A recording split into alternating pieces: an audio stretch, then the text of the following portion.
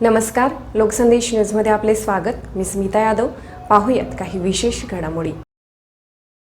भाजपचे महाराष्ट्र प्रदेश अध्यक्ष चंद्रकांत पाटील यांनी खासदार सुप्रियाताई सुळे यांच्याविषयी केलेल्या धक्कादायक विधानाने माझ्यासारख्या राजकारणात करिअर करू पाहणाऱ्या युवतींना धक्का बसला आहे। महिलांनी चूल आणि मूल यामध्येच अडकून पडावे अशी अपेक्षा असणाऱ्या बुरसटलेल्या विचारांची उधळण श्री पाटील यांनी केली आहे, अशी टीका युवक काँग्रेसचे जिल्हा उपाध्यक्ष गीतांजली पाटील यांनी केली।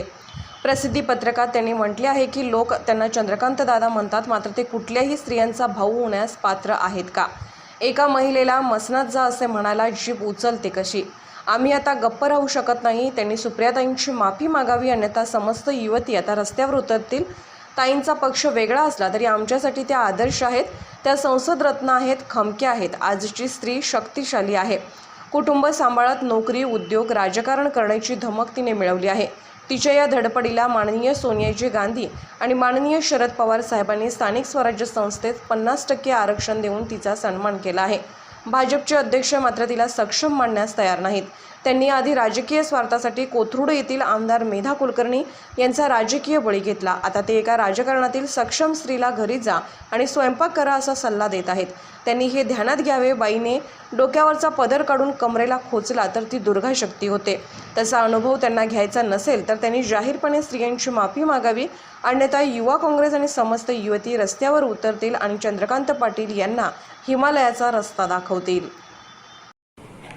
नमस्कार, मी गीतांजली पाटील, सांगली युथ काँग्रेस उपाध्यक्ष।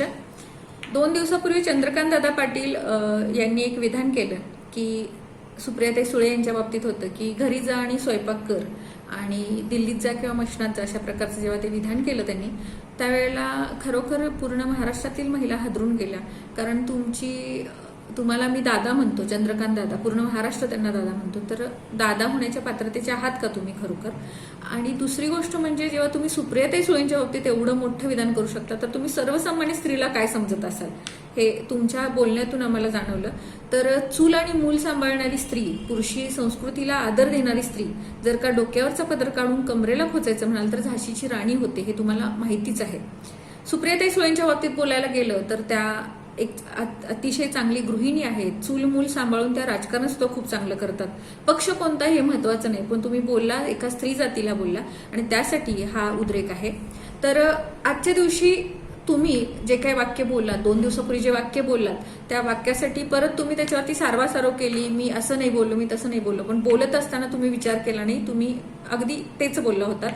तर तुम्हाला एक सूचना द्यावीशी वाटते। तुम्हाला माहिती सुद्धा असेल की सुप्रियाताई सुळेंची इतकी उत्कृष्ट कामगिरी बघून किंवा चूल मूल सांभाळून राजकारण करण्याची त्यांची भावना बघून माननीय सोनिया गांधीजी आणि शरदचंद्र पवार साहेबांनी त्यांना स्थानिक स्वराज्य संस्थेमध्ये 50% आरक्षण सुद्धा दिलेलं आहे।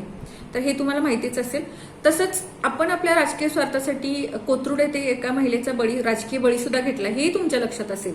पण अशा काही गोष्टी न उकरून काढता, काहीही न बोलता मी तुम्हाला फक्त एकच सूचना देतो की स्त्री ज्या प्रकारे आपल्याला आदर देते, पुरुषाला आदर देते, त्याच प्रकारे जर काही सामाजिक सांस्कृतिक जर का हा जो विकृती आहे, हा जो काही प्रकार आहे, त्याला व्यसन घालण्यासाठी दुर्गा चंडी सुद्धा होऊ शकते, हे तुम्हाला माहितीच आहे। तर नव्यानं काही सांगायला नको। येत्या 2 दिवसात आपण जर का जाहीरपणे सुप्रियाताईंची माफी नाही मागितली तर आम्ही युथ काँग्रेस रस्त्यावरती उतरायला सुद्धा मागं पुढे बघणार नाही आणि तुम्हाला हिमालयाचा रस्ता दाखवल्याशिवाय राहणार नाही दादा। तर ह्याचं भान असू द्या। धन्यवाद।